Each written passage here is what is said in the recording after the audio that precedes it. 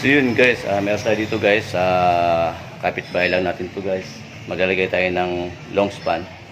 At bumili tayo guys ng tubular. So ito guys yung bili natin ng tubular. 6 na piraso na 1 by 1.5, saka 3 piraso na 2 by 3. So yun po yung yero, 6 na piraso. So ito guys ay imbakan to ng mga soft drinks. So magbububong tayo dun guys kasi nababasa ko sila. Itong kasama ko guys ay naghahabot na. So meron pa tayong bibiling guys sa materyales. Kaya aalis muna tayo at pagbibili muna natin sa kasama ko. So ito guys ay pupunta muna tayo dun sa kabilang bodega. So yun guys, andito yung pinakamalaking bodega nila. So yun yung ating bububungan sa itaas kasi nababasa sila. Ito yung mga gamit namin. Ayan guys, naka-ready na yung mga gamit namin. At nag-ready na rin tayo ng hagdan natin guys. So ilalagyan natin doon guys ay 6 na yero na long span. Dudutong natin doon guys sa kabila para hindi nababasa yung mga customer nila. So ito guys ay start na naman tayo.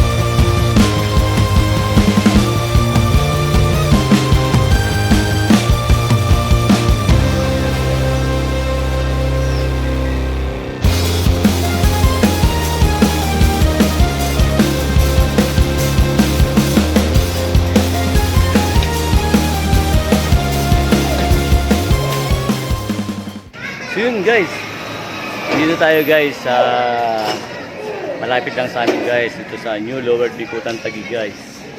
So ito guys ay wholesaler to ng soft drinks, ng mga Coke, yan, mga Sprite. Dito guys ay nagpadagdag siya dito ng bubong. Mapapansin nyo guys, ang kanyang bubong ay kalahati lang. So nababasa raw sila. So yun ang suggest natin guys. Madali yan, hinahabol nila guys yung bagyo. Mamaya bigla silang ulanin daw guys. Kaya guys, hindi namin na-primer rin yung tubular. Sa pagmamadali na talaga guys. Yun guys, yan ay kinabit natin na long span na yero.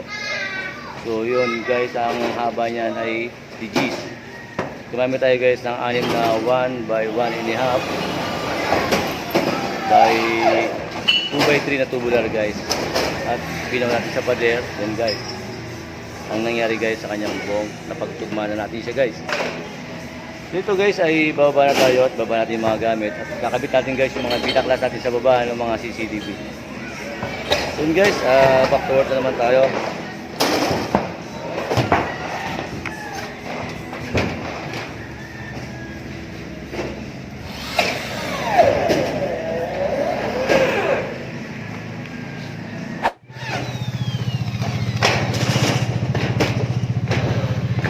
Yun guys, ito yung ating kanibit na long span na yero guys. Yan kasi ano naman guys ay may bagyo daw. So ayaw nilang mapasa dun sa baba. Kasi ang soft drinks guys, pag nababasa yung takip ay kinakalawang. So ito ay nagparas yung may-ari na palagay ng bubong. Ito guys, yung kasama ko ay busy video na naman. Kaka-textro. Umaambo na guys.